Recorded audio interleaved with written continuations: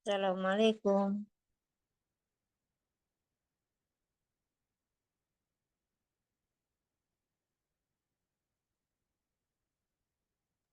Waalaikumsalam warahmatullahi wabarakatuh. Sehat Umahat? Waalaikumsalam warahmatullahi wabarakatuh. Alhamdulillah. Ini suaranya serak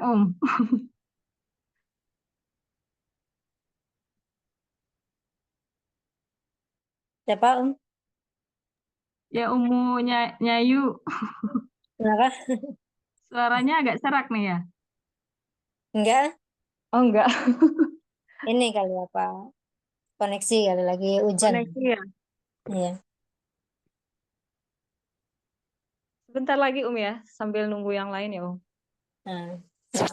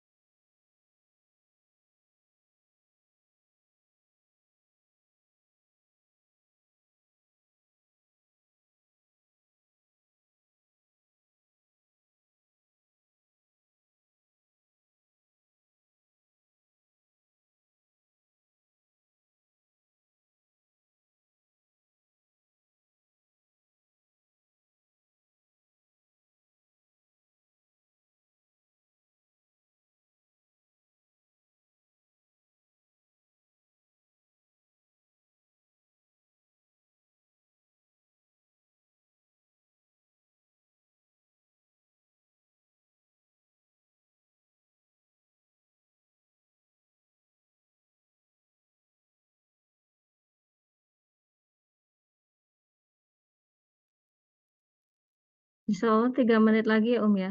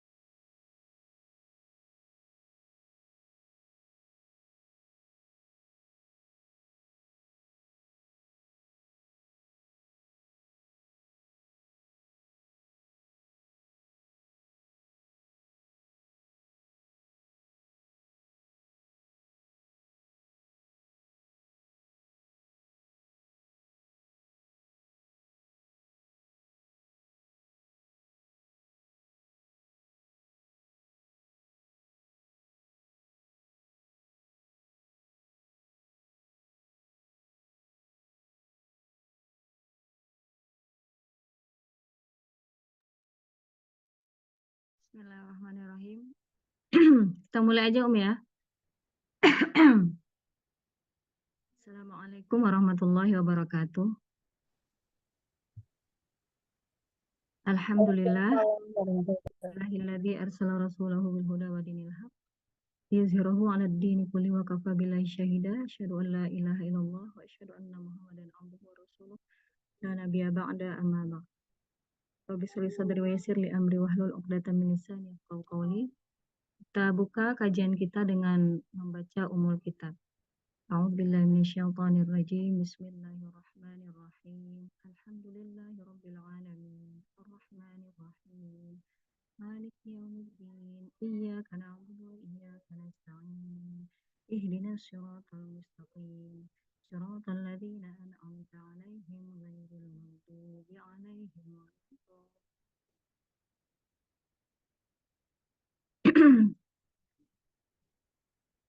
Allahumma shalli ala Muhammad wa ala ali Muhammad.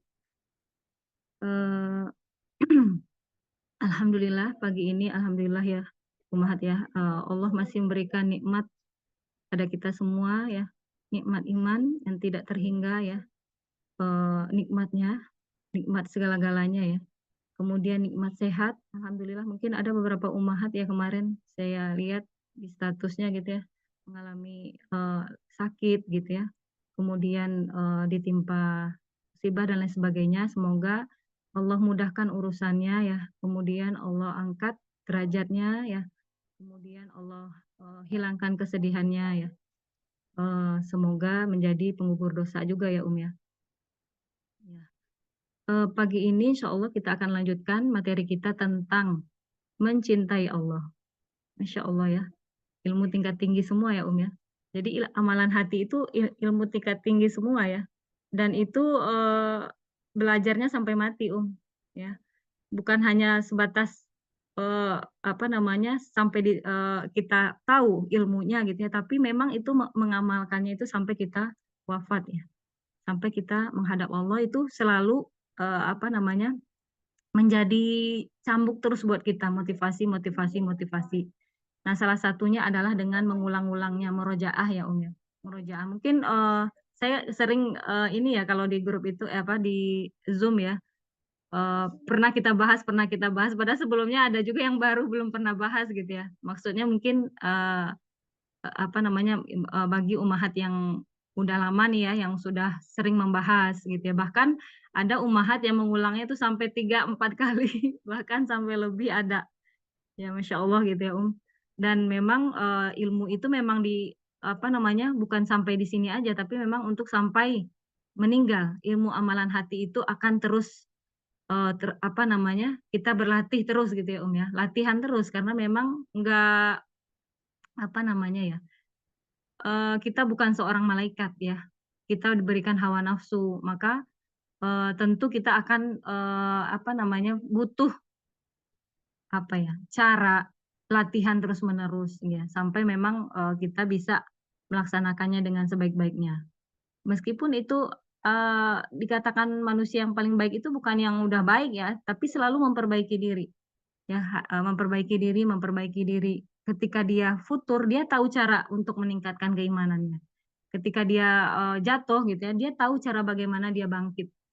Ya, berarti salah satunya dengan amalan hati ini yang luar biasa ya. Salah satunya mencintai Allah. Nah, ini pembahasan mencintai Allah ini luar biasa ya. Karena ini terkait bagaimana kita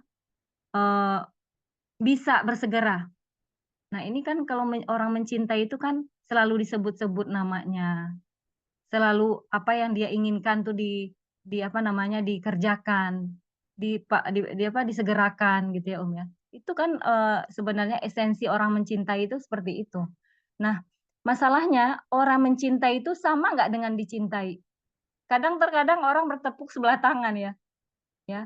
Dia sudah merasa mencintai, tapi ternyata nggak dicintai. Nah, ini permasalahannya. Nah, ini kan kita pengennya kita mencintai dan dicintai oleh Allah gitu ya. Mencintai pembahasan hari ini gitu ya.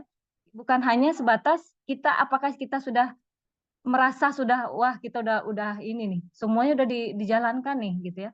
Syariatnya Allah udah dijalankan. Semuanya kita udah yakin gitu ya dengan amalan hati dan lain sebagainya gitu. Tapi masalahnya diterima nggak gitu. Jangan-jangan selama ini kita ujub dengan apa yang kita punya gitu ya Om. Dan kita merasa kadang udah menjalankan ini udah cukup gitu ya. Padahal kita belum tentu apa nih. Sebenarnya Allah udah ridho belum gitu ya dengan yang kita miliki ini gitu ya.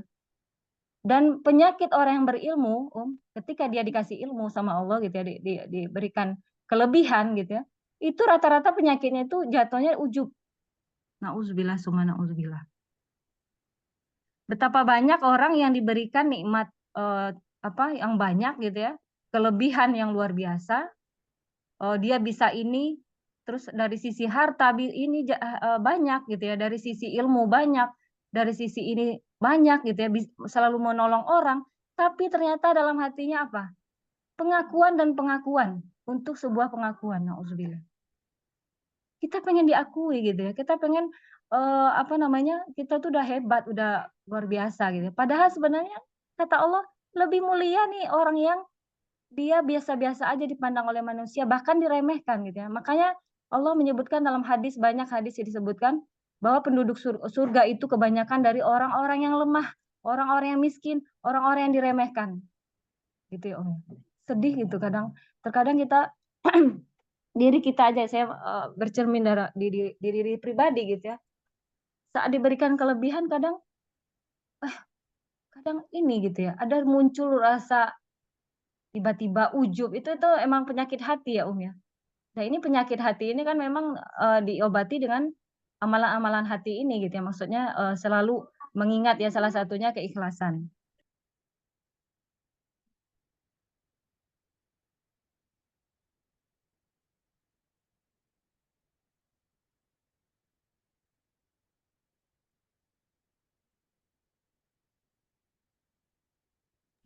Ya, jadi salah satunya adalah bagaimana kita benar nggak kita diakui Allah nih. Jangan-jangan kita udah banyak bersalawat, kita udah banyak berzikir, kita udah banyak sholat, kita udah banyak berdakwah, kita banyak amalan, tapi ternyata kata Allah, udah ku ganti semuanya di dunia. Bahkan kita mendapatkan sesuatu kebaikan di dunia, kita anggap itu adalah karena kebaikan kita. Nah ini ya, ini bahaya kan ya. Kita melakukan ini gini ya, terus kita mendapatkan kebaikan yang berlipat ganda misalkan ya. Terus kita mengatakan ini rezekinya anak solih gitu ya. Ini sesuatu yang karena kebaikan kita ya. Tergantung amal gitu ya. Itu ungkapan-ungkapan kata kayak seperti itu terkadang itu memunculkan rasa ujub di hati gitu ya. Nah, inilah apakah benar Allah sudah menerima itu semua yang kita kumpulkan itu gitu ya. Jangan-jangan kata Allah bukan karena aku gitu ya kamu melakukan itu gitu ya. Karena kamu dalam hati kamu lebih pengakuan dari manusia gitu ya. Dan dalam hatinya hanya lebih cenderung kepada manusia daripada Allah di hatinya. Nah, ini biasanya apa, yang dimiliki orang-orang yang diberikan kelebihan justru gitu ya. Ini datang kepada orang-orang yang dia diberikan kelebihan dari sisi ilmu dan lain sebagainya. Dan terkadang orang-orang yang diremehkan oleh manusia, justru mereka itu tinggi sekali gitu ya. Keikhlasannya. Karena ya apa yang mau dia iniin gitu ya, banggakan misalkan ya. Bahkan orang yang selalu semakin dia tidak dihargai misalkan, semakin dia tidak dianggap oleh manusia, semakin dia itu diremehkan gitu ya, semakin besar peluangnya untuk ikhlas. Dan ini terkadang kita merasa ketika kita nggak dihargai atau dan lain sebagainya, kita sakit hati sebenarnya. Tapi sebenarnya itu peluang lebih besar keikhlasan itu ada di orang-orang seperti ini. Nah, bagaimana dengan orang-orang yang dia itu diberikan kelebihan supaya apa yang dia lakukan itu murni gitu ya. Murni tidak bercampur dengan apapun itu ya. Dan itu sulit.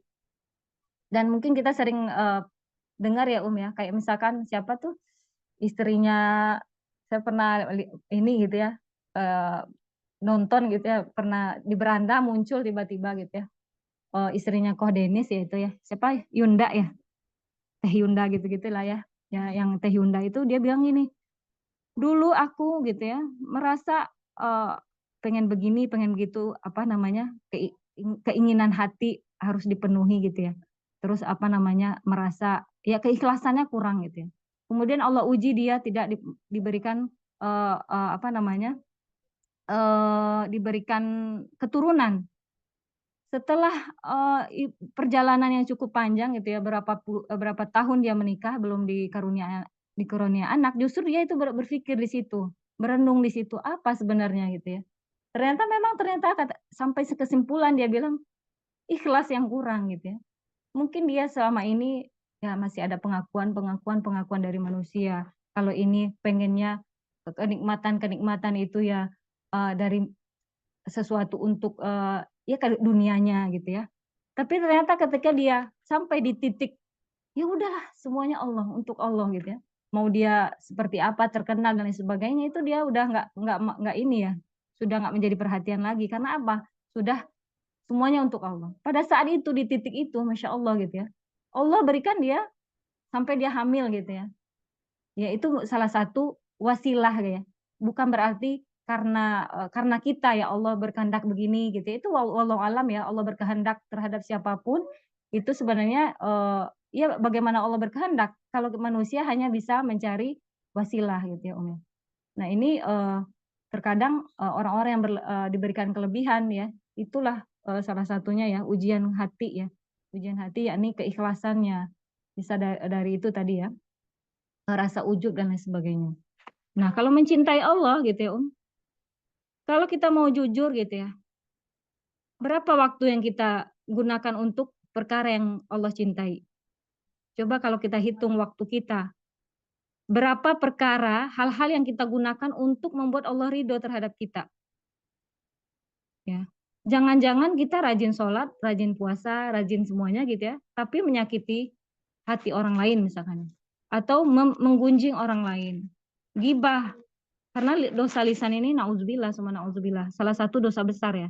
Dosa lisan itu masuknya banyaknya ke dosa besar.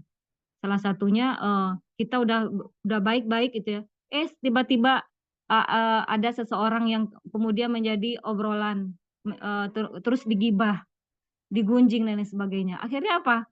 Kata Allah. Banyak orang yang beramal tapi tempatnya di neraka karena lisannya. Ya. Dia udah merasa banyak dia lakukan ya, tapi ternyata nggak berarti. Habis semuanya habis gitu ya. Karena apa? Karena dia harus membayar itu semua ke orang-orang yang dia zolimi. Salah satunya tadi ya dicela, dihina. Itu kan salah satu bentuk kezoliman ya ya. Kezoliman itu bukan hanya dari bentuk fisik gitu ya, tapi juga dari bentuk kezoliman dari lisan ya, dari hati bahkan juga. Bahkan ulama ya, lupa ya saya ulamanya yang ketika beliau dalam hatinya, hati beliau terbersit, orang di sebelahnya lagi sholat kemudian menangis, dalam hatinya apa Ih orang ini pura-pura ini gitu ya, pura-pura nangis gitu ya. Itu dalam hati terser gitu ya, rasa itu gitu ya. Ternyata apa? 3 bulan ya, beberapa bulan ya, sekitar 3 bulan beliau tidak bisa menangis, susah untuk menangis pada sholat malam dan tidak bisa sholat malam gitu ya. Bahkan nggak bisa sholat malam gara-gara dalam hatinya gitu ya. Sampai seperti itu ulama itu ya. Dosa hati ya, dosa hati. Hanya terbersit gitu ya. Itu seorang ulama ya. Mungkin kalau seorang ulama itu lebih besar ininya ya ya. Apa namanya? Ketika melakukan dosa Allah peringatkan gitu ya. Allah beri ini gitu ya, hukuman di situ gitu ya. Hukuman dalam artian susah untuk sholat malam lah, bangun susah. Terus karena apa? Tadi kezoliman hatinya, melaksanakan prasangka dan lain sebagainya. Nah ini apa namanya, sekali ulama gitu. Bagaimana dengan orang yang dia apa namanya seperti orang biasa ya, seperti saya misalkan nih, ini yang masih terus belajar ya, jatuh bangun gitu ya, ingat lagi ilmunya sedikit gitu ya, dengan mengingat ilmu yang sedikit kemudian bisa balik lagi gitu ya. Itu tadi ya orang-orang yang memperbaiki diri ya, mudah-mudahan kita istiqomahkan di jalan ini ya ya. Nah dengan perkara yang dicintai Allah udah berapa banyak kita lakukan, kemudian benarkah Allah sudah mendominasi dalam hidup kita? Jangan-jangan manusia yang mendominasi dalam hati, mikirin ini, pagi udah mikirin itu ya. Dalam benak, dalam pikiran kita hanya manusia, makhluk aja gitu ya. Tanpa kita, dalam hati kita nggak ada apa namanya mengingat Allah gitu ya. jangan-jangan kita sama sekali tidak ada mengingat Allah gitu ya, tapi sibuk dengan mengingat duniawi. Nah, ternyata apa kata Allah? Semu, cintamu pada Allah semu. Hanya semu aja gitu ya. Nah, kemudian saat kita sakit gitu ya, apakah memang kita langsung mengingat Allah untuk sebagai zat yang menyembuhkan? Jangan-jangan kita lebih cepat mengingat dokter gitu ya, atau mengingat obat yang harus kita makan nih. Ingat langsung obatnya gitu. Ini sering terjadi dengan saya pribadi juga gitu ya Om ya. Padahal langsung berdoa itu ya, bismillah bismillah bismillah auzubillahi wa qudratihi min syarri ma ajidu wa uhadzir 7 kali gitu ya. Itu udah doa dari Rasulullah gitu ya. Udah misalkan kita udah hafalkan nih doanya gitu ya. Kemudian pas kita sakit ingatnya apa? Bukan langsung mengingat Allah gitu ya. Mungkin itulah manusia ya, itulah manusia, bukan akhirnya kita menjudge, orang ini nggak cinta Allah gitu, yang langsung menjudge seperti itu, enggak ya. Tapi ini adalah sebagai, motivasi buat diri pribadi aja gitu ya. Karena ilmu itu bukan buat untuk, kacamata, pembesar ya, ya. Sebagai kacamata pembesar, kaca pembesar ya, kaca pembesar untuk melihat kesalahan orang lain, tapi lebih ke pribadi. Ya, karena khawatirnya ketika kita malah mencap orang lain, jatuh lagi dosa baru. Yang ada dosa baru lagi ya, yaitu apa? Prasangka kepada orang lain ya. Nah ini luar biasanya manusia untuk menjaga keimanannya. Ya karena diberikan hawa nafsu ya, tidak seperti malaikat. Ya. Kemudian harta, uang kita, apakah memang sudah dikeluarkan untuk di jalan Allah?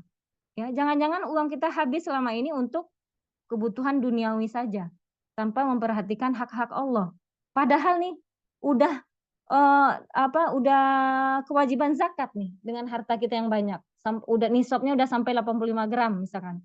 Tapi kita nggak ada untuk tujuan untuk itu udah nggak ada gitu ya, sama sekali udah nggak ada keinginan untuk itu zakat ya, karena zakat ini wajib ya bagi orang yang mampu. Nah kemudian ternyata kita bisa beli yang banyak, yang mewah-mewah. Nah, ini perkaranya kan jadi masalah ya. Kalau buat seorang yang beriman ya, kalau orang nggak beriman ya terserah gitu ya Om. Tapi masalah ini orang-orang beriman yang dia punya kelebihan harta misalkan ya, dia bisa beli mobil mewah, tapi dia nggak membayarkan zakatnya, atau mungkin dia nggak ada keinginannya untuk menabung haji dan sebagainya, atau untuk berangkat haji ya. Nah ini apa dalam sebuah perkataan ulama ya disebutkan bahwasanya harta yang tidak digunakan di jalan Allah ya, harta kalau Allah memberikan nikmat tapi ternyata nikmat itu tidak bisa kita berikan untuk di jalan Allah, untuk mendekatkan diri kita kepada Allah, itu hanya akan menjadi musibah. Musibah bagi orang yang beriman ya. Tapi kalau orang nggak beriman itu udah istidrat ya. Istidrat. Ya udah disungkun terus gitu ya, dikasih nikmat, tapi dia tetap maksiat ya. Itu berarti istidrat. Tapi kalau orang beriman kan nggak gitu ya. Harta, nikmat yang Allah berikan ternyata tidak bisa mendekatkan diri kita kepada Allah, itu hanya akan menjadi musibah. Dan itu sering terjadi ya. Bukan ulama itu kata-kata ulama itu kan diambil dari sebenarnya kesimpulan dari ayat-ayat Al-Qur'an dan hadis sebenarnya, dari wahyu ya. Kemudian disimpulkanlah sesuatu perkataan ulama ya misalkan ya. Sampai dikatakan demikian ya ya. Jadi harta sebenarnya, apakah benar harta kita nggak ada gitu ya, sampai kita nggak berzakat atau untuk bersedekah pun gitu ya. Karena apa tadi? Karena sudah tertutup untuk perkara dunia gitu ya. Karena apa? Mungkin dari sisi ilmu juga belum tahu, maka Allah memberikan akal untuk suruh mencari. Makanya tadi ya menuntut ilmu agama itu hukumnya jadi wajib, fardu ain, bukan fardu kifayah tapi fardu ain ya untuk mencari tahu ya, mencari tahu nih hukumnya apa ini, ilmu ini, kalau ini seperti apa gitu ya. Nah, kemudian menunaikan hak Allah apakah sudah melebihi dari yang lain? Jangan-jangan kita lebih banyak waktunya dominan untuk perkara duniawi dibandingkan Allah. 3 hak yang harus kita penuhi, hak kepada Allah, hak kepada manusia lain, dan hak kepada diri sendiri. Jangan-jangan 3 hak ini gitu ya, kita lebih banyak menunaikan hak yang lain daripada hak Allah gitu ya. Hak Allah itu misalkan nih, sholat 5 waktu misalkan ya. Ini udah azan nih ya. Kita masih dengan berkecimpung dengan duniawi kita gitu ya. Apakah lebih penting itu daripada Allah gitu ya? Saya selalu tekankan dalam diri saya gitu ya. Yang selalu saya tanamkan itu, meskipun ya terkadang kita nggak akan selalu bisa tepat waktu, misalkan contoh dari sholat aja gitu ya Om ya. Karena ada mungkin uzur dan lain sebagainya, ada sesuatu yang penting yang memang harus boleh ya, boleh diundur untuk sholat misalkan ya. Nah itu akan selalu ada gitu ya. Tapi mencoba menanamkan dalam diri itu, apakah lebih penting itu daripada Allah? Apakah lebih penting pekerjaan kita itu daripada Allah kita, gitu, daripada Rob kita? Sampai seperti itu ya, sampai kayak seperti ke anak juga ya, apa lebih penting main Lego gitu ya daripada Allah ya. Nah ini kan sesuatu yang memang harus menjadi apa ya, perhatian kita gitu.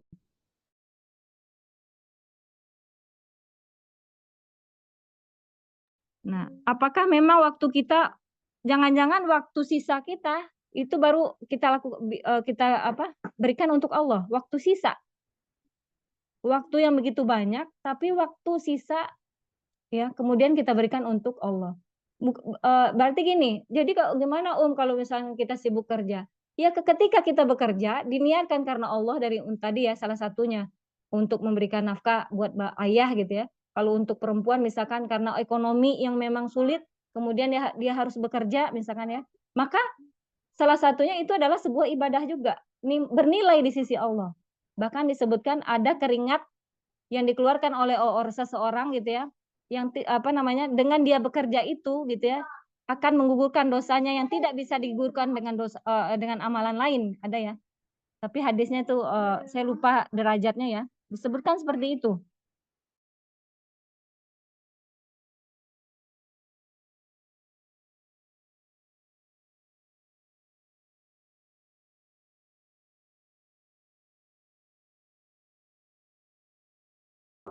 Jadi bukan dalam artian, jadi kalau orang sibuk berarti dia ini dong gitu ya, tidak mencintai Allah gitu ya.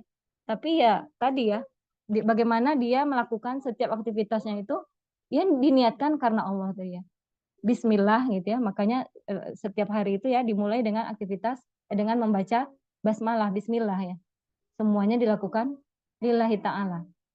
Termasuk kita ketika menjalankan sesuatu amalan yang bernilai afdoliyah, misalnya maksudnya dalam artian punya keutamaan yang Allah berikan di situ, tetap kita utamakan karena Allah dulu. Misalkan bersolawat, kan kayak banyak ya, solawatin dulu supaya dapat rezeki banyak. Nah ini yang dituju tuh rezeki banyaknya atau Allahnya gitu ya. Atau ingin di dekat Rasulullah kelak gitu ya. Atau mendapatkan syafaat dari Rasulullah. Berarti kan boleh, keutamaan itu boleh, tapi niat karena Allahnya jangan hilang gitu ya Om ya. Kayak misalkan sholat duha supaya rezekinya banyak, baca Quran supaya rezekinya banyak gitu ya. Apa-apa gitu ya dengan untuk mendapatkan duniawi. Nah, ini kan akhirnya apa? Kata Allah, sudah kuganti di dunia. Mau minta apa lagi di akhirat? Karena sudah kuganti kata Allah. Di surat Hud ya itu disebutkan, Allah sudah mengganti itu semua. Ya kalau nggak salah mungkin bisa dicek lagi ya. Allah udah ganti semua di dunia. Sementara di akhirat udah nggak tersisa. Kenapa? Karena kita minta untuk dunia dan duniawi kita. Ya. Tapi tetap ketika keutamaan itu ada, misalkan dalam sebuah amalan, memang kita meniatkan karena Allah dulu, lillah, untuk mendapatkan rahmat Allah, supaya Allah ridho. Itu yang pertama kali gitu ya. Nah, keutamaannya itu adalah bonus ya, yang Allah berikan kepada orang-orang yang ikhlas. Ya, jangan-jangan semua yang tadi ya, bersalawat untuk dunia, baca Quran untuk dunia, ini untuk dunia, untuk harta, sholat duha untuk harta gitu ya. Sehingga apa? Lupa tujuan utama dia hidup itu untuk apa? Tujuan dia beramal untuk apa? Nah ini kan berarti memang butuh ilmu lagi gitu ya Om ya. Bahwasanya amalan kita ketika beramal apa nih syarat-syaratnya? Yaitu niat ikhlas dan sesuai dengan sunnah Rasulullah, yaitu ittiba, mengikuti apa yang beliau bawa. Kemudian di sini nih, waktu sisa tadi ya, hak Allah yang harus kita penuhi setiap hari, baik itu sholat ya. Meskipun sesibuk apapun baca Quran jangan pernah lupa. Ya, salah satu bentuk hak Allah ya, bentuk yang kita tunaikan ya hak-hak Allah ya, firman-firmannya kita baca gitu ya. Apa namanya? Daripada kita di seharian sibuk di dapur, Nah, biasanya nih ibu-ibu ya, ya. Di dapur sibuk bikin makanan yang enak gitu ya, ya. Untuk pasangan, buat anak-anak gitu ya. Tapi dia lupa ternyata sholatnya diundur-undur. Udah azan sibuk aja gitu ya di dapur gitu ya, ya. Nah, ini kita harus prioritas lagi nih. Lebih penting itu daripada Allah gitu ya. Sampai kita lebih mementingkan dunia itu daripada Rob kita ya. Nah, ini sulit ya kalau apa namanya? Kalau berat. Kan dalam apa teori itu dikatakan kalau sesuatu yang berat ya, sesuatu yang padahal itu kerjaannya ringan tapi berat dilakukan, tapi tidak ikhlas gitu ya, maka itu akan berat. Atau sesuatu yang berat bahkan ketika ikhlas itu ringan gitu ya. Misalkan seorang ibu rumah tangga ketika dia melakukan bukan karena Allah itu akan terasa capek ya. Terasa aduh udahlah gitu ya ya. Tapi kalau memang diniatkan ya, diniatkan karena Allah, ya Allah ini semata-mata untuk meraih wajahmu gitu ya, ingin melihat wajahmu dan lain sebagainya ya, karena Allah gitu ya, insya Allah akan lebih dimudahkan Allah ya Allah. Nah ini untuk perkara sehari-hari ya, apakah benar-benar kita mencintai Allah? Jangan-jangan cinta kita kepada Allah semu, hanya omongan ya. Sebagaimana kita bersyahadat hanya omongan, sebagaimana kita membaca kalimat tauhid la ilaha illallah itu tapi hanya sekedar omongan ya, tidak sampai kepada hati. Ilmu itu gitu ya, udah tahu, ilmu ini udah tahu, ilmu itu udah tahu gitu ya, ilmu sholat tepat waktu udah tahu, ini berbakti kepada orang tua udah tahu, semuanya udah tahu tapi ternyata ilmu itu sampai di tenggorokan ya, belum sampai ke dada. Sebagaimana iman tadi waktu yang kita bahas, iman itu hanya sebatas dalam pengakuan mulut, tapi belum masuk ke dalam hatinya. Makanya dia tidak mengamalkan itu. Jadi orang yang dia tidak mengamalkan ilmunya, berarti ilmunya belum masuk ke dalam hatinya. Berarti ilmunya belum masuk ke dalam dadanya. Permasalahannya, apakah kita sudah memang ilmu itu sudah sampai ke dada kita, ya, masuk ke dalam hati. Ya, jangan-jangan hanya sampai ke tenggorokan ya. Nah, pelayanan kepada suami lebih tinggi ya. Ada juga ya. Ya, itu sesuatu yang luar biasa memang disuruh Allah, perintah Allah. Tapi ternyata untuk ibadahnya kepada Allah minim. Nah, ini ibu-ibu ini ya, terkadang dia bela-belain untuk suaminya, tapi hak Allah nggak dia perhatikan. Kata suami gitu ya, sampai bahkan disuruh membuka aurat juga mau gitu ya. Apa yang disuruh perintah suami kan ditaati ya, tapi kan ini harus diperhatikan lagi ketaatan. Tidak ada ketaatan dalam kemaksiatan kepada Allah. Nggak boleh seorang itu taat kepada manusia kalau di situ ada kemaksiatan gitu ya. Atau mungkin kita terlalu taat kepada manusia tapi melupakan ini kita kepada Allah gitu ya, ketaatan kita kepada Allah. Berarti Allah dulu, Rasulnya, kemudian baru suami gitu ya ya, kalau perempuan. Kalau laki-laki Allah dulu, Rasulullah, baru kemudian ibunya, ayahnya gitu, orang tuanya.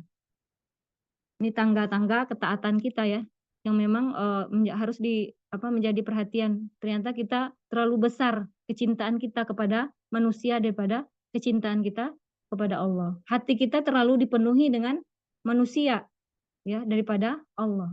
Berarti orang-orang seperti ini apa harus banyak-banyak berkholwat lah ya. Orang-orang yang susah sekali dia untuk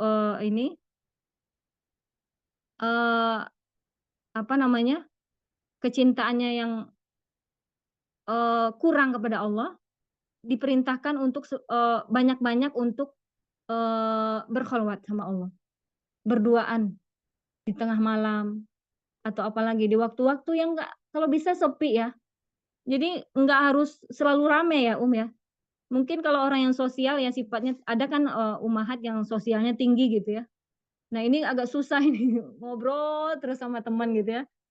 Bahkan itu hambar gitu zikir jadi lupa dan lain sebagainya. Maka kita memang khusus waktu untuk berkholwat itu dengan Allah ya. Mungkin kalau anak-anaknya yang sudah besar nih enak nih ya sebenarnya ya ya. Maksudnya itu banyak waktunya untuk bisa berkholwat dengan Allah, membaca Al-Qur'an. Karena ini salah satu bentuk ibadah mahdo yang luar biasa ya, akan menaikkan frekuensi keimanan ya. Salah satu bentuk yang bisa meningkatkan frekuensi keimanan itu salah satunya dengan Al-Qur'an ya, dengan apa, membaca tafsir, mentadaburi ayat dan lain sebagainya. Maka disebutkan oleh Qadi bin Iyad ya, Qadi Iyad ya, Qadi bin Iyad ya, mengatakan itu Qadi bin Iyad itu coba ada yang ingat nggak Itu siapa? Gurunya Imam Syafi'i ya. Guru Imam Syafi'i rahimahullah. Ada yang ingat Qadi Iyad ya. Ada kalau orang Arab tuh bilangnya Qadi Iyad ya. Jadi ini beliau mengatakan kalau bisa di rumah kamu itu ya, kalau bisa jangan banyak orang. Ada yang kayak sampai seperti itu, Perkataan ulama ya, ini ya. Kalau bisa jangan terlalu banyak orang di rumah itu. Kalau dalam artian apa?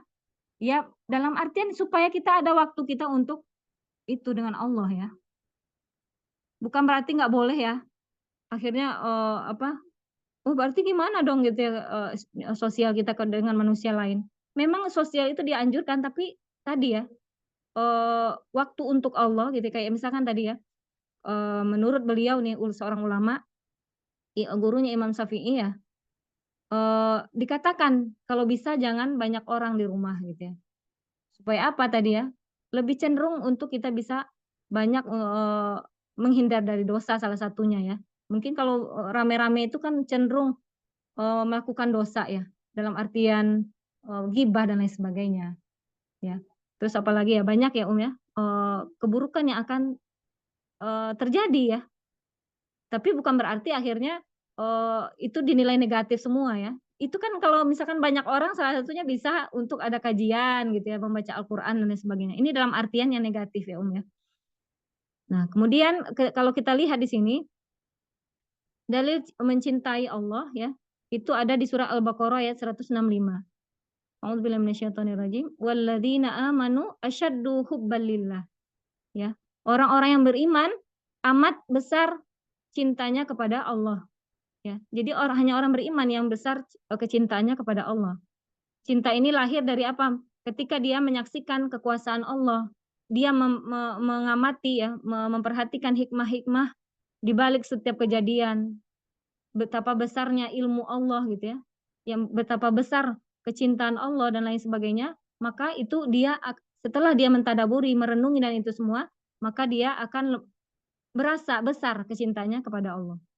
Kemudian di surah At-Taubah ayat 24 saya bacakan artinya aja ya ya, karena waktunya udah ini ya.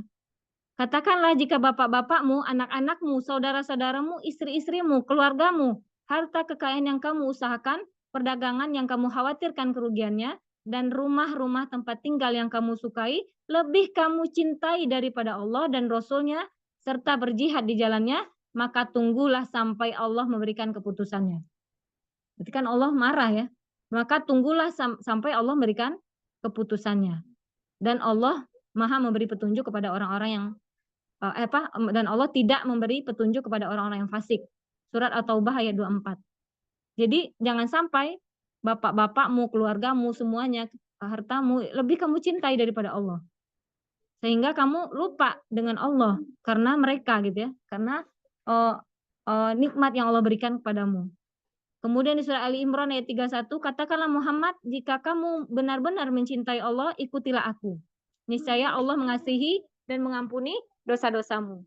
Maka para ulama menamakan ayat ini sebagai ayatul mihnah. Apa itu ayat untuk menguji benar atau tidaknya pengakuan kecintaan kepada Allah. Ini ayat ini. Ayat ini dijadikan ayat bagi para ulama untuk menjadikan apakah kita menguji kita ya, benar nggak ini cinta nih orang ini kepada Allah. atau hanya semu, hanya pengakuan aja gitu ya. Maka jika ia benar-benar mengikuti petunjuk sunnah Rasulullah, maka dan berjalan di atas jalan beliau, maka ini merupakan bukti bahwa pengakuan cintanya kepada Allah adalah benar. Barang siapa yang melakukan satu amalan yang tidak ada petunjuknya, maka maka amalan itu tertolak. Jadi kita beramal banyak, ternyata tidak mengikuti Rasulullah SAW, ternyata tertolak. Salah satu bentuk kecintaan kita kepada Allah, kata Allah apa? Mencintai Rasulullah, mengikuti sunnah beliau.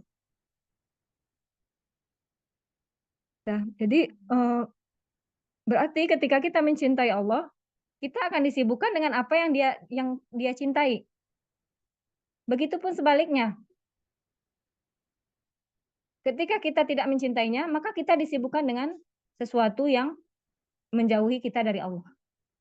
Jadi itu ya, sebagaimana perkataan Ibnu Hajar Asqalani ya, yang mengatakan waktu itu salah satu ketika kita dihinakan Allah, kemudian kita sulit untuk beribadah jauh dari Allah, maka ini bentuk penghinaan, Allah sedang menghinakan kita, menghukum kita gitu. Tapi kalau Allah mudahkan kita dalam ketaatan, itu bentuk salah satu Allah bentuk angkat diri kita, memberikan taufik gitu ya, mengangkat derajat seseorang gitu ya. Nah, kemudian pembagian cinta itu ada beberapa disebutkan berdasarkan menurut Syekh Muhammad bin Shalih Al-Utsaimin menjelaskan pembagian cinta itu ada dua. Ada cinta ibadah, ada cinta musyarakah. Cinta ibadah itu cinta murni, yaitu kepada Allah. Nah, ini hanya Allah aja gitu ya. Ini cinta ibadah, maksudnya dalam artian cinta murni kita, yaitu cinta yang berkonsekuensi kecintaan kita, merendahkan diri dan bentuk pengagungan. Hati manusia akan mengagungkan yang dicintai dan menyebabkan patuh terhadap perintahnya dan menjauhi larangannya. Berarti cinta pertama itu cinta ibadah, cinta murni. Yang kedua cinta musyarakah, yang itu dia bentuknya umum, yaitu cinta yang bukan ibadah dan ada 4 macam ya, yaitu cinta lillah wa fillah. Seperti mencintai manusia karena Allah gitu ya, mencintai para nabi, mencintai para rasul, mencintai para syuhada, kemudian mencintai amalan, sholat, membaca misalkan ada seorang sahabat yang dia mencintai surat Al-Ikhlas, kemudian dibaca setiap sholat sunnah gitu ya. Itu bentuk kecintaannya, itu ada termasuk bentuk kecintaannya karena Allah ya. Cinta lillah wa fillah. Kemudian cinta isfaq wa rahmah. Kasih sayang dan belas kasih seperti kecintaan kepada anak kecil, orang lemah, ya, setiap melihat orang lemah dia nangis gitu ya. Ada yang kayak gitu ya ya. Lihat orang yang tersakiti dia menangis, sedih gitu ya. Itu bentuk rahmah ya. Kasih sayang seseorang ya. Berarti hatinya diliputi kasih sayang. Dan ketika melihat orang sakit berderai air matanya dan sebagainya, itu adalah cinta. Cinta warahmah, isfaq warahmah. Nah, ini bersyukurlah orang-orang yang memiliki hati yang seperti ini ya ya. Ketika melihat seorang di Palestina kemudian berderai air matanya, itu bentuk cintanya itu ya, cinta karena Allah tadi, terus dia punya kasih sayang. Kemudian cinta ijlal wa ta'zim yang bukan ibadah. Misalnya cinta kepada orang tua, ta'zim ya, menghormati gitu ya, bentuk penghormatan ya. Kemudian kepada guru-guru ya. Kemudian kepada senior yang melakukan kebaikan dan lain sebagainya. Kemudian ada cinta tabiat manusia ya, alami. Kayak misalkan cinta makan, cinta minum tadi ya. Jangan-jangan lebih banyak cinta tabiatnya daripada cinta murninya ya. Cinta dengan makan sesuatu, minum sesuatu gitu ya. Kalau udah kuliner itu kayaknya happy-nya luar biasa ya. Itu manusiawi ya ya, manusiawi. Tapi jangan sampai itu melebihi dari cinta kepada Allah gitu ya. Kemudian cinta kepada Allah itu salah satunya wujudnya adalah terlihat dari tauhid seseorang. Tauhid, lihat aja parameternya ya, lihat tauhidnya. Apakah benar-benar Allah semua gitu ya. Kalau orang tauhidnya udah tinggi itu kan ikhlasnya tinggi ya. Terus apa-apa tuh Allah. Apa-apa Allah itu terlihat di situ ya, tauhid. Kemudian ikhlas tadi ya, turunannya ya, turunan amalan-amalan hati, kemudian taat. Taat berarti mengamalkannya. Jadi bukan hanya sampai di tenggorokan, tapi memang udah masuk ke hati dan menjadi sebuah amalan ya. Kemudian bentuk cinta Allah kepada hambanya, mengampuni dosa dan merahmatinya. Nah, ini bentuk cinta Allah kepada seseorang hamba. Diampuni dosanya dan dirahmati. Berarti apa? Standarnya kalau bagi manusia, bagaimana supaya Allah mengampuni dosanya dan merahmatinya. Salah satu mengampuni dosanya berarti kita banyak-banyak istighfar. Makanya orang-orang yang istighfar paling banyak itu Masya Allah gitu ya. Salah satu keutamaan ya manusia. Yaitu dia banyak memohon ampun. Karena dia tahu dia punya hawa nafsu. Nggak lepas dari dosa. Maka benar ya, doa Lailatul Qadar itu hanya minta maaf, minta mohon ampun ya. Allahumma innaka afun tuhibbul afwa fa'fu anni. Ya Allah, Allahumma ini sesungguhnya Engkau Maha Pemaaf gitu ya. Maka maafkan aku. Itu aja doanya ya. Ibaratnya apa? Ketika orang memohon ampun, ketika Allah sudah mengampuni seseorang, maka dia akan lebih cenderung untuk dimudahkan urusannya. Akan lebih cenderung Allah merahmati orang itu gitu ya.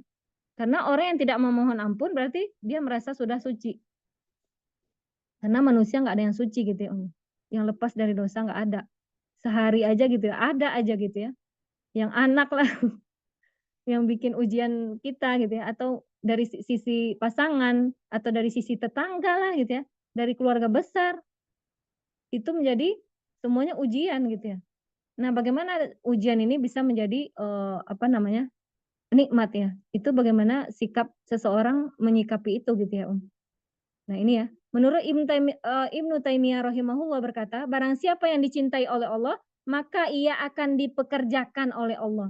Nah, ini dalam artian dipekerjakan oleh Allah pada semua hal yang dicintai Allah. Dipekerjakan itu dalam artian disibukkan gitu, Kalau Allah mencintai seseorang, maka Allah sibukkan dia dengan hal-hal yang dicintai Allah. Yang dia ahli Quran gitu ya, yang dia bersama Al-Quran sehari-hari, yang dia itu suka menyantuni anak yatim sehari-hari gitu ya, atau dia itu membahagiakan orang aja gitu ya, atau suka memudahkan orang lain gitu ya, atau akhlaknya yang mulia. Bahkan dikatakan akhlak mulia itu itu seperti orang yang sholat di malam hari tiap hari dan seperti orang yang berpuasa di siang hari. Masya Allah gitu ya. Karena akhlak salah satu timbangan yang berat selain tauhid adalah akhlak yang mulia. Akhlak mulia ini banyak ya, suka memudahkan orang gitu ya ya. Apa-apa dimudahkan.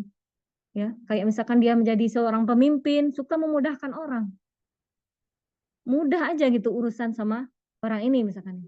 Atau orangnya suka pemaaf, lapang dada gitu ya.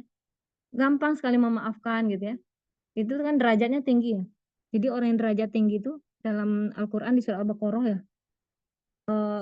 Surat Al-Baqarah kalau nggak salah ya, mungkin bisa dicek. Itu ada 3 orang yang menahan amarah.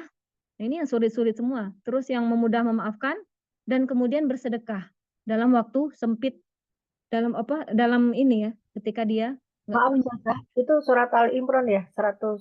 Oh iya, na'am Al-Imran ya ya. Ayat 134. Iya, na'am. Itu seluas langit dan bumi ya, yaitu ya. Jadi wasari'u itu dulu ya. Jadi sebelum itu ada kata dan bersegeralah dalam ketaatan ya. Yang surga itu seluas langit dan bumi. Kalau nggak salah ya. Maka kemudian yaitu orang-orang yang tadi 3 itu ya.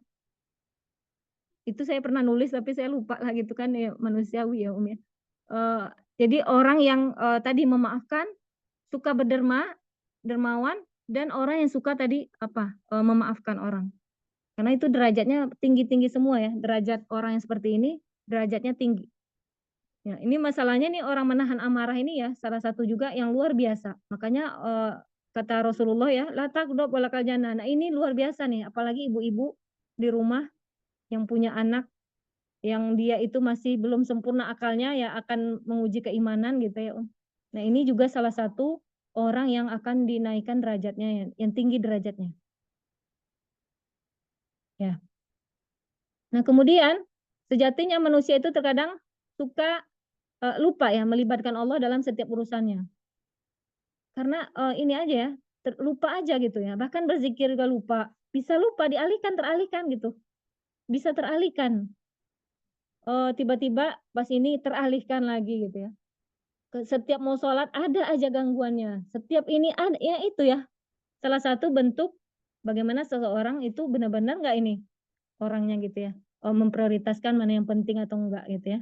Maka terlihatlah dari tadi ya ujian-ujian tadi ya. Makanya ujian kesabaran dalam ketaatan itu lebih tinggi daripada ujian kesabaran dalam menahan dari perkara hal yang diharamkan Allah. Kenapa lebih tinggi? Karena luar biasa menjaga keistiqomahan tadi ya.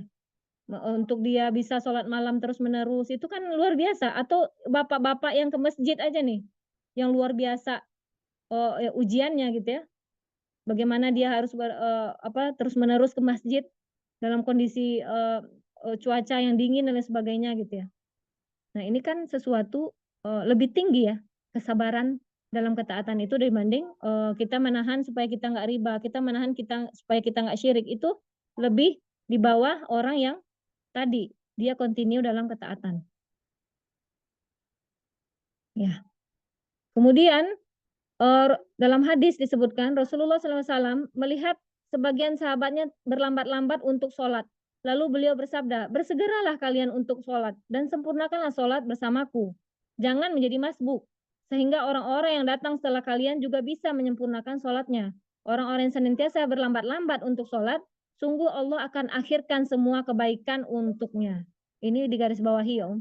Orang yang suka mengakhir-akhirkan untuk Allah, Allah akhirkan juga urusannya. Orang yang suka mendahulukan Allah, maka Allah dahulukan juga kepentingannya.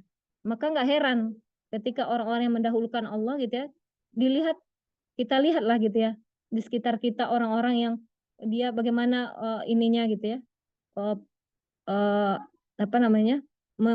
memperlakukan Allah, memperlakukan Robnya gitu ya, beribadah kepada Robnya lah gitu ya. Maka Allah akan mendahulukan semua kepentingannya orang-orang ini. Ini dalam hadis ya Om ya, hadis riwayat Muslim. Maka orang yang mengakhir-akhirkan itu, maka Allah akhirkan juga. Apa-apa Allah itu terakhir gitu ya, mengakhirkan urusan Allah gitu ya, maka Allah akhirkan juga urusannya. Kalau kita mendahulukan Allah daripada kepentingan kita yang lain, maka Allah akan dahulukan semua kepentingan kita ya. Itu udah janji Allah ya ya. Bukan perkataan kita aja, tapi itu udah janji Allah dan Allah tidak pernah menyalahi janji. Yang menyalahi janji itu hanya kita yang tidak percaya dengan Allah. Ya. Beriman tapi tidak yakin. Berarti kita menyalahi janji. Sementara Allah tidak pernah mengingkari janjinya. Nggak pernah menyalahi janjinya. Tapi manusialah yang suka menyalahi janji, yakni tidak percaya dengan Allah sang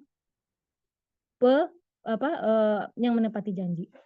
Ya, zat yang menepati janji. Maka ya dengan hadis-hadis ini kita beriman. Adapun misalkan kok nggak begitu-gitu juga, ya itu berarti Allah menguji keimanannya gitu ya. Apakah benar yakin gitu ya? Kayak misalkan anak saya, kan udah doa Mi, udah minta ini kok belum juga gitu ya. Nah Allah masih menguji. Benar nggak kamu meminta karena Allah, sesuatu itu untuk Allah gitu ya? Ikhlas karena Allah. Ya, mencintai sesuatu yang gaib itu lebih sulit ya, karena tidak terlihat. Contohnya mencintai pahala. Ya, maksudnya kita melakukan dapat pahala nih gitu ya. Itu nggak terlihat. Jadi anak-anak kecil akan sulit ya. Dia akan sulit memahami ini, perkara gaib ini ya. Dan mencintai Allah itu butuh proses ya. Butuh proses. Tidak kemudian seorang bisa langsung menjadi orang yang beriman gitu ya, atau iman yang sempurna dan sebagainya. Ya. Mencintai sesuatu yang gaib itu lebih sulit memang. Jadi sehingga apa? Sehingga ya yang kita rasakan ya sehari-hari ya datar aja gitu. Padahal kalau kita tahu satu huruf yang kita baca itu 10 kebaikan. Bayangkan kalau satu halaman gitu ya. Satu huruf alif lam mim udah 30 kebaikan. Udah berapa ribu yang kita baca. Itu udah beribu-ribu kebaikan yang Allah berikan. Bahkan jutaan kebaikan gitu ya. Tapi itu nggak berasa. Nggak ada merasa, wah pahalanya banyak gitu ya. Karena apa? Salah satu tadi tidak mengetahui ilmunya. Atau sudah tahu ilmunya tapi masih lupa. Masih, oh iya, datar aja gitu ya. Sehari-hari kita tidak ada yang mengingatkan mungkin ya. Atau mungkin sehari-hari lupa aja dengan kesibukan dan lain sebagainya. Banyak ya. Akhirnya apa tadi? Datar aja, beribadah datar. Nggak ada ruhnya gitu, hambar. Tapi kalau setiap amalan yang kita pahami keutamaannya dan kita benar-benar ini untuk Allah gitu ya, itu akan merasa nikmat ya. Tadi ya contohnya baca Quran tadi gitu ya. Sampai anak saya, "Mi, satu huruf 10 kebaikan." Iya, berarti satu halaman sekian gitu ya. Ya seperti itu gitu. Hitung aja kamu baca satu lembar aja udah berapa gitu ya. Nah, itu kebaikan. Kenapa akhirnya apa? Orang yang bersama Al-Qur'an itu sebaik-baik manusia disebutkan karena itu salah satu keutamaannya yang luar biasa ya. Ya. Nah, kemudian mencintai Allah, memaknai ciptaan Allah juga, tidak disibukkan dengan menanyakan zat Allah ya. Ada terkadang orang yang disibukkan dengan zat Allah, menanyakan disibukkan dengan takdir Allah gitu ya, tapi dia tidak mengikuti syariat Allah. Sebagaimana orang-orang musyrik. Semuanya takdir Allah, dia yakin dengan takdir tapi tidak yakin dengan syariat, aturan Allah. Sehingga dia disibukkan dengan menanyakan zat Allah. Allah itu seperti ini, Allah begini, Allah begitu gitu ya. Dia disibukkan dengan itu dan akhirnya apa? Antara satu kelompok dengan kelompok yang lain saling menjatuhkan. Wah, ini akidahnya rusak dan sebagainya. Karena apa? Karena mempermasalahkan Allah begini, Allah begitu gitu ya. Allah itu enggak ada yang begini ya, begitu gitu ya. Mungkin memang ada dalilnya yang memang harus kita yakini. Tapi bukan akhirnya menjadi sesuatu yang harus menjadi bahan perdebatan dan sebagainya ya ya. Karena kan banyak ya hari ini kita lihat berdebat di mana Allah. Itu sesuatu yang benar adanya ya. Cukup kita meyakini apa yang ada di dalam Al-Qur'an gitu ya. Nah, ini yang sesuatu yang akhirnya orang disibukkan dengan menanyakan zat Allah dan dia lupa tentang konsekuensinya ketika dia menjadi hamba Allah. Jadi disibukkan dengan perdebatan ilmu ya akhirnya dengan berdebat tentang ilmu tapi tidak disibukkan dengan aplikasi ilmu yang dia punya. Kalau begini itu kan haram gitu ya. Ini menurut ulama ini boleh gitu ya. Menurut ini makruh dan lain sebagainya. Padahal di situ ada ulama-ulama mazhab yang mereka berbeda dan nggak sampai mereka ini ya saling menjatuhkan. Bahkan mereka saling menghargai satu sama lain pendapatnya. Bahkan merasa lebih buruk ya. Bahkan kata Imam Syafi'i rahimahullah mengatakan kalau ilmu saya salah hukum ya. Hukum beliau salah atau keliru dan sebagainya, maka buanglah ke dinding gitu ya. Campakkan ke dinding. Nggak usah dipakai gitu ya Nggak usah dipakai kalau memang itu bertentangan dengan ternyata bertentangan dengan ada di situ tidak sesuai mungkin dengan wahyu dan lain sebagainya ya pendapat beliau, maka nggak usah dipakai. Itu kata imamnya sendiri. Nah, ini orang yang mengikutinya malah gontok-gontokan gitu ya. Ya, malah saling menjatuhkan gitu kan. Orang imamnya sendiri bilang seperti itu ya. Nggak usah memakai pendapatku kalau pendapatku keliru. Karena aku juga manusia, intinya seperti itu ya Karena beliau juga manusia yang sifatnya keliru. Maka kita mengikuti hadis-hadis Rasulullah yang jelas, yang sahih ya. Maka kitab-kitab sahih itu ya, yang benar derajatnya sahih, sepakat ulama ya. Maka gini melihat sesuatu hukum, maka lihat hadis pendapat yang mayoritas. Dalam artian apa? Pendapat mayoritas ulama mazhab misalkan ya. Ulama mazhab 3 sepakat ini. Yang satu berbeda misalkan. Maka ambil yang mayoritas. Kalau saya pribadi seperti itu. Jadi melihat akhirnya mayoritas ini dia mengambil dalil ini. Hukumnya ini. Hadisnya ini. Nah, itu mungkin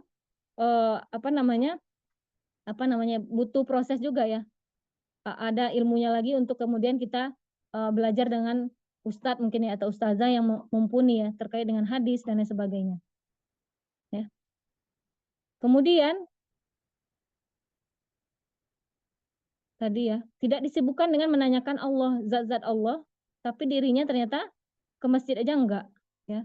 Ternyata dirinya sholat aja enggak, atau dia akhlaknya juga parah gitu ya, akhlaknya juga nggak punya adab, Bagaimana dia punya ilmu, sementara adabnya nggak ada gitu ya ya. Karena adab dulu sebelum ilmu. Maka benar kata ulama, eh, banyak sedikitnya ilmu yang kita dapatkan itu bagaimana kita adab kita terhadap ilmu itu, atau terhadap gurunya, atau terhadap ya guru ilmu itu sendiri gitu ya. Kemudian adab untuk diri kita pribadi. Jadi banyak sedikitnya itu tergantung itu. Karena adab itu nggak jauh-jauh seirama dengan amalan hati ya. Adab yang keluar itu adalah hati kita, cerminan ya. Bagaimana kita memaknai adab ya terhadap ilmu itu sendiri. Ya seperti misalkan guru di sekolah, guru anak malah dicela misalkan ya Kan ada ya ya, mencela guru anak, kemudian mencela ilmu yang diajarkan oleh guru dan lain sebagainya lah ya. Bagaimana dia akan mendapatkan keberkahan dari ilmu itu gitu ya. Ini pembahasannya next ya ya. Kemudian cinta kepada Al-Qur'an kalamullah adalah tanda cinta kepada Allah. Kata menurut Ibnu Qayyim rahimahullah berkata seperti itu. Jika engkau ingin tahu bagaimana tanda dirimu dicintai ya dan sekitarmu cinta kepada Allah, maka lihatlah bagaimana kecintaan Al-Qur'an pada dirimu. Ya, bagaimana kita menempatkan Al-Qur'an dalam hati kita. Apabila seorang benar-benar mencintai Allah, maka dan mampu membuktikannya cintanya itu, maka Allah akan mencintainya. Allah hanya butuh pembuktian cinta seseorang kepadanya, maka Allah butuh itu gitu ya. Nggak butuh omongan, nggak butuh pengakuan ya. Tapi Allah butuh bukti ya. Apakah kita mencintai Allah atau enggak itu dari perilaku sehari-hari ya Apabila Allah Ta'ala mencintai seorang hamba, maka hamba itu akan dicintai oleh seluruh penduduk langit. Ya. Kalau Allah sudah mencintai kita, maka semua penduduk langit, malaikat ya, dan seisi bumi mencintai kita. Ya. Nah ini dalam hadis disebutkan, sesungguhnya jika Allah mencintai seorang hamba, dia akan memanggil Jibril dan berfirman, sesungguhnya aku mencintai si fulan, maka cintailah ia. Maka Jibril pun mencintainya dan kemudian Jibril berseru kepada penghuni langit, sesungguhnya Allah mencintai si fulan, maka cintailah ia. Penghuni langit pun mencintainya, selanjutnya ia pun diterima dicintai oleh penduduk bumi. Dan apabila Allah membenci seorang hamba, maka ia memanggil Jibril dan berfirman, sesungguhnya aku membenci si fulan, maka bencilah orang ini, penduduk langit kepada orang ini. Dan selanjutnya dia di penduduk bumi pun sama ya. Makanya orang-orang pelaku maksiat itu nggak ada yang suka ya. Orang-orang yang melakukan maksiat, orang-orang yang akhlaknya buruk gitu ya, nggak ada yang suka. Karena memang dari Allah juga udah benci, kemudian dari sisi malaikat penduduk langit ya sudah berseru ya. Allah sudah berseru, Allah membenci orang ini. Ya orang yang maksud dibenci itu orang kafir ya ya. Orang kafir. Maka jadilah engkau mencintai seperti seorang kekasih yang mencintai setulus hati ya.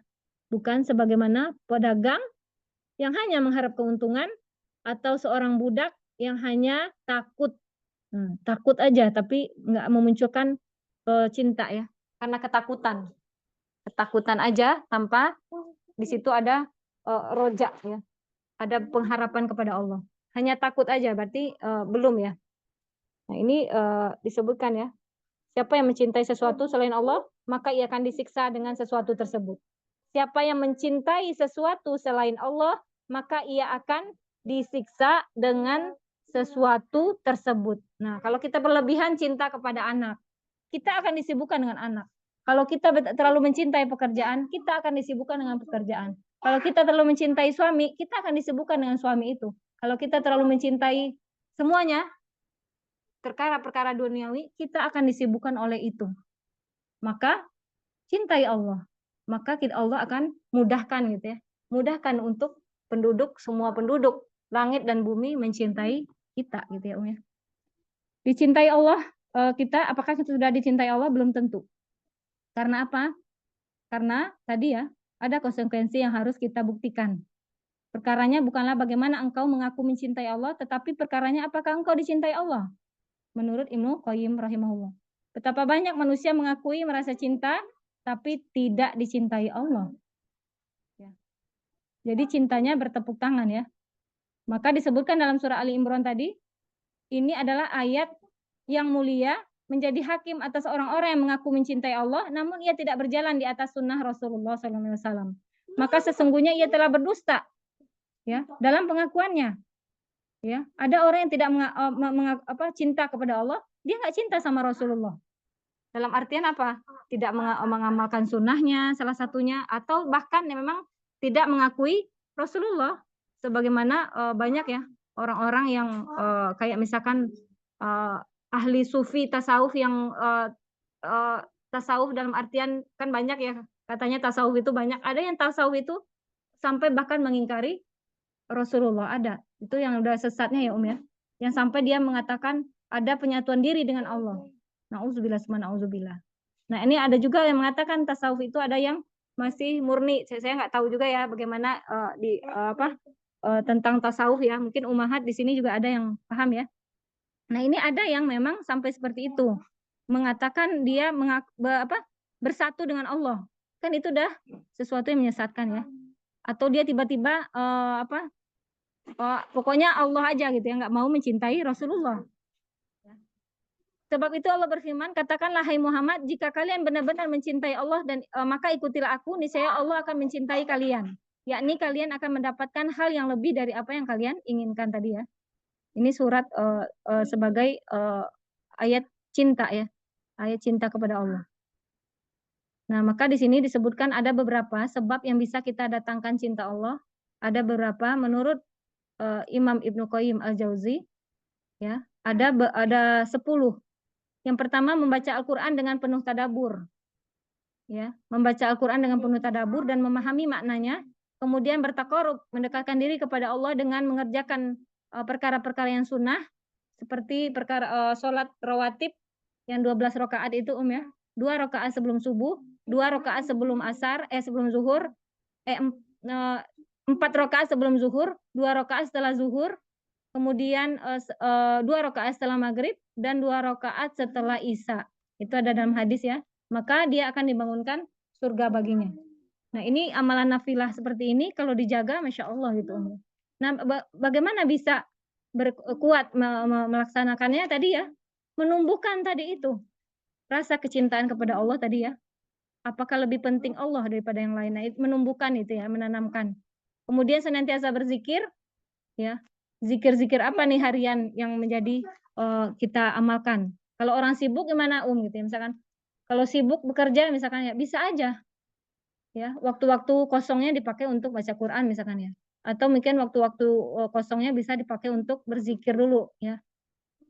Enggak, sebenarnya selalu bisa ya, meskipun sibuk apapun gitu ya. Kemudian mendahulukan sesuatu yang dicintai Allah atas sesuatu yang dicintai oleh hamba. Ya, jangan sampai kita disibukkan dengan manusia ya. Kemudian memperhatikan nama-nama Allah dan sifatnya, Asmaul Husna, kemudian memperhatikan nikmat Allah yang nampak ya. Bersyukur ya. Maksudnya itu apa yang nikmat-nikmat itu wajib disyukuri. Meskipun alhamdulillah aja, misalkan hati masih berat, minimal membaca hamdalah, alhamdulillah di pagi hari gitu ya. Mengucapkan alhamdulillah ya Allah atas nikmatmu gitu ya. Ketika mendapat musibah, alhamdulillah ala kulli hal. Ketika mendapat nikmat yang baik, alhamdulillahilladzi bi ni'matihi tatimmu sholihah. Semuanya nikmat. Kemudian remuknya hati, merasa bersalah di hadapan Allah, ya, yaitu apa? Mengakui dosa-dosa. Kemudian berkholwat dengan Allah, yaitu di sholat malamnya, bertahajud di sepertiga malam. Nah, ini ada beberapa tips. Minimal kalau berwudu sebelum tidur ya. Kalau susah nih berwudu sebelum tidur ya. Kemudian karena apa? Malaikat mendoakan orang yang berwudu dalam keadaan tidur ya. Kemudian apalagi banyak ya amal-amalan yang bisa mudah membangunkan kita di sepertiga malam ya. Kemudian duduk bermajelis bersama orang-orang yang solih, berteman-teman dengan orang solih ya. Menjauhi setiap sebab yang bisa menghalangi hatinya dari Allah. Tadi salah satunya teman-teman yang buruk itu akan membawa kita kepada dampaknya. Kemudian siapa saja yang dicintai Allah dalam Al-Quran, yaitu ada muhsinun. yaitu innallaha yuhibbul muhsinin. Itu saya share tadi itu di modul ada ya. Kemudian di surah Al-Baqarah, ada di surah Al-Maidah ya. Kemudian Allah mencintai orang yang bertaubat. Innallah, ya minimal kita dicintai karena taubat kita ya ya. Kalau misalkan pendosa seperti saya pribadi misalkan ya, innallaha yuhibbut tawabina wa yuhibbul mutatahhirin. Orang yang mensucikan diri, kemudian orang yang bertakwa. Innallaha yuhibbul muttaqin. Kemudian orang-orang yang bersih, ya mutahhirin ya, orang yang membersihkan diri, menyucikan dirinya. Ya, kemudian orang yang sabar, as-sabirin ya. Innallaha yuhibbul wallahu yuhibbus sabirin. Itu ada di surat Al-Imran. Ya, banyak ya, udah saya tulis di situ ya, Om ya. Kemudian orang yang bertawakal. Innallaha yuhibbul mutawakkilin, orang-orang yang bertawakal. Kemudian orang-orang al-muqsitin, orang yang adil ya. Innallaha yuhibbul muqsitin. Kan banyak ya. Yuhibbul, yuhibbul, yuhibbul. Innallaha yuhibbul. Sesungguhnya Allah mencintai. Sesungguhnya Allah menyukai. Maknanya itu ya. Kemudian orang-orang yang berjihad di jalan Allah. Nah ini ya. Nah ini doanya Mungkin Ummahat udah hafal semua rata-rata di sini ya. Yang Allahumma inni as'aluka hubbak wa hubba man yuhibbuk wa amal alladhi yuballighuna hubbak. Udah hafal Insyaallah udah hafal ya. Di sini sudah saya ini ya, tuliskan di sini ya. Allahumma inni as'aluka hubbak. Ya Allah, aku memohon kepadamu hubbaka, cintamu, wa hubba man yuhibbuk, dan cinta orang-orang yang mencintaimu. Ya, berarti supaya dicintai orang juga ini. Dan cinta dari orang-orang yang mencintaimu. Wa amal alladzi, dan amal yang yuballighuni hubbak, yang akan menyampaikanku kepada cintamu. Ya. Ini sampai dikatakan supaya kita beramal juga seperti yang dicintai Allah ya. Wa amal alladzi yuballighuni hubbak wa ja'al hubbaka ahabba ilayya min nafsi wa ahli wa minal ma'il barid. Jadi lebih kita cintai semuanya ya, termasuk air yang sejuk, cinta kepada diri, cinta kepada keluarga ya. Kita lebih cintai Allah daripada itu semua. Yaitu doa yang selalu kita baca. Ya, sampai di sini ada yang mau kita diskusikan, materinya udah cukup ya. Itu doa kalau minta kecintaan Allah, ada doanya. Minta kecintaan manusia juga di situ. Itu udah merangkap ya. Terus cinta kepada amalan yang dicintai Allah. Ada yang mau didiskusikan dulu, Ummahat?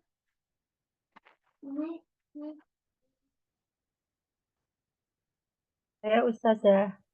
Mangga, Ya, ini berkaitan tentang bagaimana agar kita dicintai Allah. Mencintai Allah itu kan sudah suatu kewajiban, tapi belum tentu Allah mencintai kita. Berarti kita harus mengejar apa yang menjadi kecintaan Allah. Artinya tadi yang disebutkan di Ibnu Qayyim juga bahwa dari 10 itu insya Allah kita sudah berusaha untuk mengupayakan meskipun jatuh bangun ya bertakorup, baca Quran, mengajarkan, dan banyak ingin kita upayakan. Artinya kita sudah sadar benar bahwa yang kita butuhkan bukan mencari perhatian manusia, tetapi kita butuh banget perhatian dari Allah. Makanya kita berusaha untuk melakukan sesuatu yang menjadikan Allah ridho.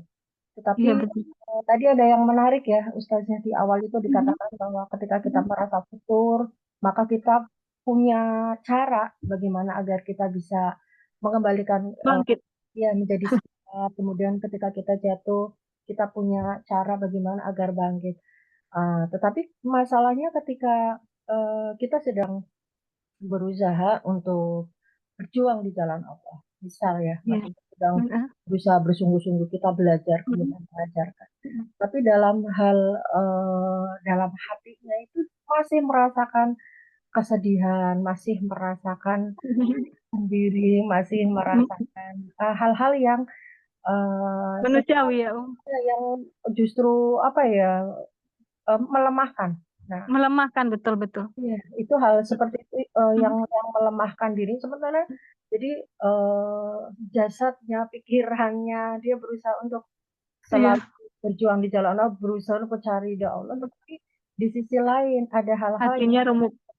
membuat hatinya itu merasakan kesedihan, merasakan jadi kayak gimana apa ya bagaimana tadi bagaimana dia harus tahu cara untuk bisa mengembalikan kesedihan itu. Apakah itu ada kaitannya dengan atau apa ya berhubungan dengan tadi yang di poin yang ke-10 Ibnu Qayyim itu kan hal-hal yang seharusnya kita menghindarkan sesuatu yang menjadi batas kita dengan Allah. Apakah itu bisa jadi karena kemaksiatan dirinya atau gimana Ustazah ini Iya, penjelasannya? iya. Nah, Om. Jadi memang setiap orang ini ketika sedih ya, itu sebenarnya kan punya cara masing-masing ya untuk mengembalikan. Dan itu juga sesuai dengan keimanan juga, betul. Ada orang yang dia cepat ya untuk dia bangkit, nggak luka batinnya dan lain sebagainya kan banyak ya, ya. Orang yang luka batin susah banget disembuhkan gitu ya. Kemudian bahkan dia ikut training-training apa nih yang yang menyembuhkan luka-luka batin gitu ya, kan ada banyak ya sekarang ya. Tapi tetap juga gitu ya. Nah, ini sebenarnya memang bagaimana hubungan kita dengan Allah ya salah satunya. Kita misalkan ya makanya ulama itu kan suruh mencek dulu pribadi diri kita, dosa-dosa nih. Jangan-jangan ada dosa yang masih tersisa yang belum ditaubati misalkan, itu salah satunya ya. Dan itu tidak bisa generalisir, misalkan salah satunya mungkin itu gitu ya. Tapi mungkin orang udah bertaubat, udah semua segala rupa, tapi tetap kesedihan itu muncul, itu manusiawi sebenarnya ya. Kemudian tadi ya, bertemu dengan teman-teman terbaik ya, yang saling menguatkan. Kalau bertemu dengan orang-orang yang buruk itu kan melemahkan, betul. Sebaiknya makanya dalam Islam itu memang disuruh memilih teman, betul. Bukan dalam artian kita nggak bergaul dengan yang lain, enggak ya. Tapi disuruh memilih teman, dalam artian kalau kamu bergaul dengan penjual minyak wangi kamu akan harum dan lain sebagainya. Kalau dengan tukang besi kamu akan bau besi dan lain sebagainya. Itu memang dianjurkan teman-teman tadi ya. Dan melemahkan yang salah satu melemahkan ini kayak Umu bilang tadi gitu ya. Kesedihan itu kan jadi penghalang salah satunya gitu ya. Nah, ini ada doa ya. Kalau saya pribadi, ada mengembalikan kesedihan itu saya nggak tahu ya. Mungkin gimana nanti ke depannya gitu ya, akan ada kesedihan yang lain gitu ya. Kan kita nggak tahu ya, kesedihan apa itu ya, yang itu akan menghambat kita untuk menjalankan ketaatan gitu ya. Dan ternyata terkadang kesedihan itu justru menguatkan kita di jalan Allah juga. Ya, Terkadang seseorang sedih, justru dia menguatkan dirinya untuk dekat dengan Allah. Jadi ketika kita mengambil hikmah dari itu, kesedihan itu yang bilang tadi gitu ya. Kesedihan itu justru akan menguatkan diri kita di jalan Allah. Mungkin proses ya ketika sedih itu akan ada sebagai penghalang, mungkin ada bisa gitu ya. Dan ternyata terkadang kesedihan itu bisa akan menjadi menguatkan di jalan Allah. Contohnya apa ya? Semakin dekat dengan Allah, semakin banyak tafakur, semakin banyak mengakui kesalahan diri, perbuatan masa lampau gitu ya, yang perbuatan yang masa lampau itu sekian lama ya, dengan taubat kita yang hanya sebentar kemudian hilang begitu saja kan kadang ini gitu ya akan menjadi obat kita. Oh iya, masa dosa yang begitu lama aku lakukan tiba-tiba aku melakukan ketaatan yang sedikit akan terhapus kesedihan itu ya. Ya, jadi mungkin bisa jadi itu gitu ya. Jadi menjadi insya Allah menjadi penguat juga gitu ya. Kemudian ada doa-doa juga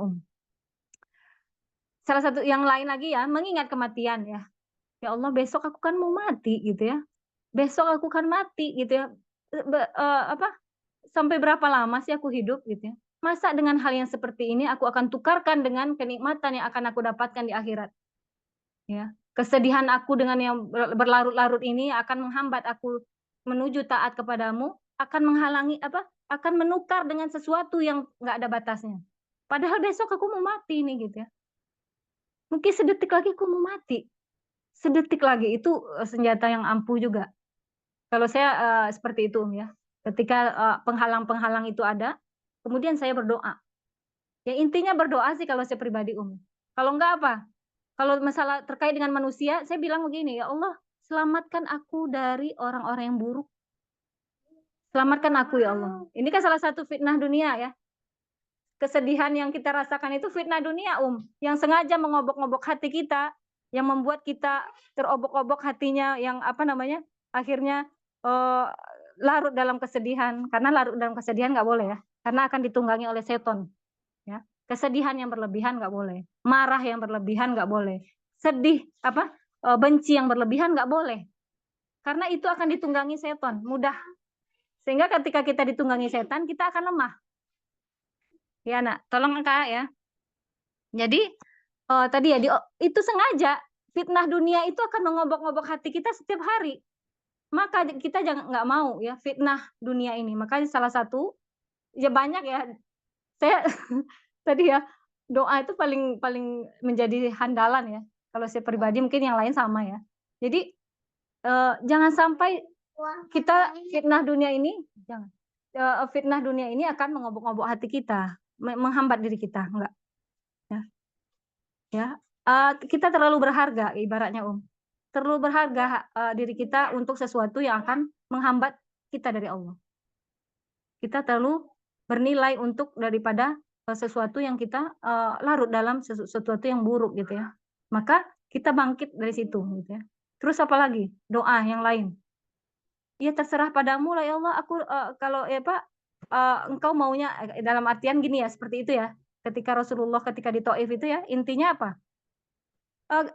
Terserah padamu ya Allah. Kalau itu yang kamu hendaki, kalau engkau mau menghendaki ini, aku ridho terhadap semuanya ya Allah. Aku ridho. Aku ridho terhadap apa yang kau berikan ya padaku. Itu salah satu senjata juga doa Nabi waktu di Taif itu ya. Kemudian apa lagi? Kalau nggak ada lagi, yang paling tinggi itu ya. Ya Allah, kalau kematian adalah lebih baik, ya Allah. Kematian lebih baik untukku ya Allah daripada aku hidup gitu ya. Maka matikan aku dalam kondisi sebaik-baik kematian. Kalau hidup lagi aku masih ada umur ya Allah, kau beri hidup, maka dengan waktu yang sedikit ini tolong ya Allah untuk menjalankan ketaatan setiap saat. Bantu aku ya Allah, berikan taufik aku ya Allah, mampukan aku ya Allah gitu ya. Apalagi orang-orang yang berdakwah ya, orang-orang yang menyampaikan kebenaran, orang-orang yang suka mengajari ilmu kepada manusia lain, misalkan ya kepada anaknya atau muridnya mungkin ya. Maka minta mampukan supaya kita mampu mengamalkan apa yang kita sampaikan ini gitu ya. Karena jaminannya diri kita. Ketika saya berdakwah gitu ya, menyampaikan ilmu ini gitu ya misalkan ya. Itu taruhannya diri sendiri. Karena apa? Allah akan benci kalau saya nggak mengamalkan gitu ya. Maka apa waktu itu ketika saya berdoa ya Allah mampukan. Ya itu salah satu yang hal-hal yang menghalangi kita ya. Kesedihan yang berlarut-larut tadi karena nggak boleh bersedih berlarut-larut itu nggak boleh karena sama kita seperti nggak ridho ya, nggak ridho akhirnya. Kemudian terhadap qadha ya. Kemudian apalagi tadi sama artinya kita melemahkan diri kita ya, melemahkan diri akhirnya dan berlebih-lebihan itu akan ditunggangi oleh setan ya, akan mudah. Orang berlebih-lebihan coba aja, kalau marah berlebihan coba, udah marah udah kayak kesetanan gitu ya. Kalau dia benci berlebihan lihat mukanya, ya marahnya gitu ya, atau mungkin benci berlebihan, atau sedih berlebihan, nangis terus. Saya pribadi termasuk yang cengeng ya. Saya pribadi cengeng mungkin kalau dari sisi karakter mungkin cengeng. Itu sampai seperti itu ya kalau udah sedih gitu ya, nangisnya gitu ya. Tapi saya ingat itu, takut gitu ya. Ini kan nggak boleh berlebihan gitu. Akhirnya bisa diam aja gitu ya sendiri. Misalkan nangis gitu ya, menangisi, nggak tahu ya ditangisi misalkan A, B, C lah ya. Setiap orang punya kesedihan ya Maka saya ingat lagi tuh ya. Karena apa tadi ya? Setan akan mudah masuk ya, menggoda orang-orang yang berlebihan. Jadi ya ala kadarnya sebagai kita manusia ya punya rasa sedih ya jangan menghalangi juga. Tadi titik puncaknya tadi ya Allah tadi ya. Aku ridho ya Allah apapun yang engkau takdirkan ridho terhadap seluruh qadamu. Kalau engkau ingin menghendaki itu ya Allah. Ya. Aku hanya ya ingin mencari hikmahnya gitu ya. Hikmahnya apa ini ya Allah? Hikmahnya apa aku nggak tahu gitu ya. Nah itu kan salah satu ini ya mengembalikan memulihkan ya itu ya rasa kesedihan ya yang tidak bisa kesedihan yang menghalangi kita. Mungkin itu ya. Bagaimana Ya, insya Allah bisa dipahami Ustaz ya. Bisa Iya. dipahami. Ya, ini Umu Tenti nih. Saya justru belajar ini. Jadi malu ya. Oh enggak, saya justru bangga banget bertemu dengan Ustazah. Ya, kali-kali nanti Umu yang ngisi ya, Ini beliau yang isi kajian ya, ya? Iya, Di Tegal ya. Iya, sharing-sharing. sharing-sharing. Iya, saya justru harus banyak belajar dari Ustazah. Masih banyak kekurangan. Saya masih banyak inilah ya, kekurangan ya, jadi malu ya. Nah, jadi intinya ya, apa ya? Ya sering-sering mengingat kematian ya, makanya itu ya, orang-orang yang cerdas itu mengingat kematian. Ya Allah, sedetik lagi aku kan mati gitu ya. Sedetik lagi mungkin aku kan mau mati ya Allah gitu ya. Kenapa aku harus larut dalam ini gitu ya. Nah, ini luka-luka batin ini insya Allah ya ya. Jadi kita nggak perlu mencari healing kemana-mana ya. Tetap healing kita dengan mengokohkan akidah kita ya, salah satunya amalan hati, dan nanti amalan lisan dan anggota badan masih banyak lagi ya yang mungkin bisa menguatkan kita ya. Dan murojaah memang betul, karena kalau udah ilmu amalan hati ini kan nggak sampai di sini, karena sampai mati ya, belajarnya emang sampai kita wafat ya, akan diuji terus sama Allah. Mudah-mudahan Allah kuatkan kita semuanya di sini ya. Allah berikan taufik, kemampuan gitu ya, mampu untuk menjalankan ilmu yang sudah kita pelajari ya, dan untuk mengajak yang lain juga untuk bersama-sama menjalankan ketaatan ya, bukan untuk pribadi aja tapi untuk yang lain juga ya. Mungkin cukup di sini ada lagi? Kalau tidak ada lagi ya kita cukupkan karena udah lewat waktunya ya. Dengan doa penutup majelis. Subhanakallahumma wa bihamdika asyhadu an la ilaha illa anta astaghfiruka wa atubu ilaik walhamdulillahirabbil alamin. Assalamualaikum warahmatullahi wabarakatuh. Waalaikumsalam Waalaikumsalam warahmatullahi Ya, wabarakatuh. Umat, Maaf maaf lahir lahir batin ya. Terima kasih semuanya. Assalamualaikum. Waalaikumsalam. Waalaikumsalam warahmatullahi wabarakatuh. Waalaikumsalam warahmatullahi wabarakatuh.